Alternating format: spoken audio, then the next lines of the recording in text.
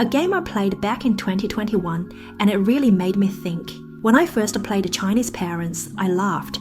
Then I winced. Then I said, oh no, this is so 80s and 90s childhood. This game is accurate at simulating what it's like growing up with tiger parents in a typical East Asian household, and even though I'm based in Australia, a lot of it still felt way too real. Hi everyone, I am Ellie. Welcome to my channel. I've got more content with games, tech, and sometimes a bit of a real talker like this. If you enjoy this kind of content, please subscribe and hit the bell so you won't miss the future updates. What I am going to do is to have review of Chinese Parents, not only the game itself, but also talking about what it reveals about parenting, education, and growing up under pressure. If you didn't grow up in East Asian household, this game might help you understand what it's like. A quick disclaimer before we start. Alright, let's get into it. What is this game about? Chinese Parents is a live simulation game where you play as a child growing up in a Chinese family, going through school, dealing with parents, making choices about your future, as per saying on its Steam store page. The goal of this game is to survive childhood without disappointing your parents too much and hopefully get into a good university. It's turn-based.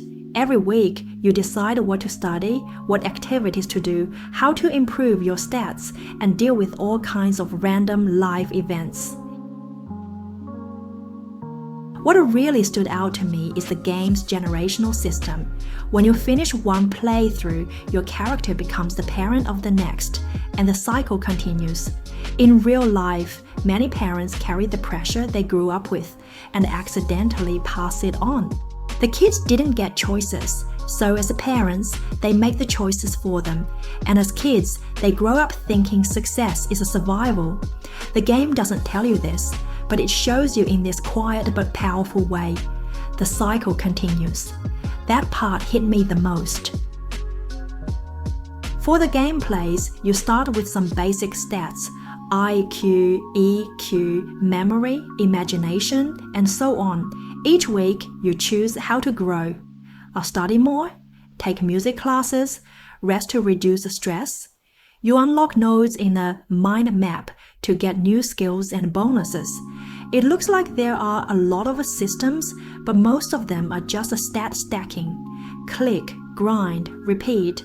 It's kind of like parenting itself, a lot of repetition, small wins, and invisible stress.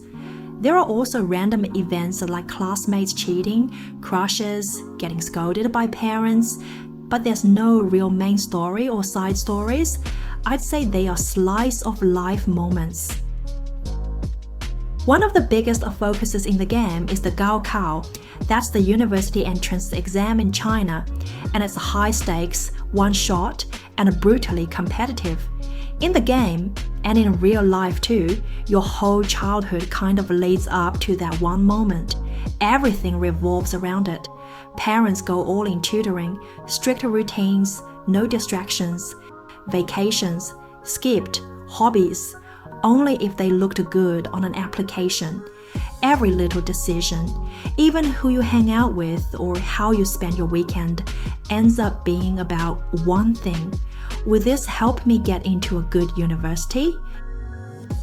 In the game, you literally plan every week leading up to the Gaokao. And that's not an exaggeration, that is how real life works for a lot of kids. The game also shows tiger parenting well, the strict, demanding, achievement-focused style that's common in East Asian households. You don't get to choose what you love, you do what brings success. Want to pursue music or art? Good luck explaining that. One of the most interesting parts of the game is managing your family's face. Basically, their reputation in society. There's even a literal face stat. Doing bad in an exam, your family loses face.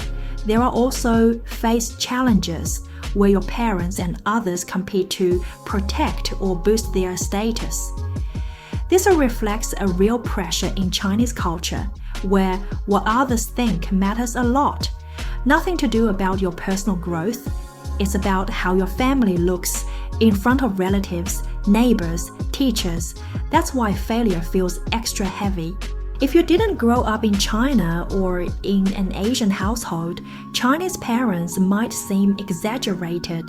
The game actually softens a lot of things. There's no real punishment for failure in the game. In real life, there often is. You can rest and reduce stress in the game. In real life, sometimes even crying wasn't allowed because other kids have it harder. Even though they're harsh, your parents in the game are trying. In their own way, they care. They just don't show it with hugs or "I love you." They show it by cooking your favorite meal. If I had to score this game, 6 out of 10 as a game. It's not perfect and it gets repetitive. But as social commentary, maybe an 8 out of 10. So that's it. Subscribe now and like this video or your parents will compare you to other kids. Nice. Thanks for watching. I'm Ellie. See you next time.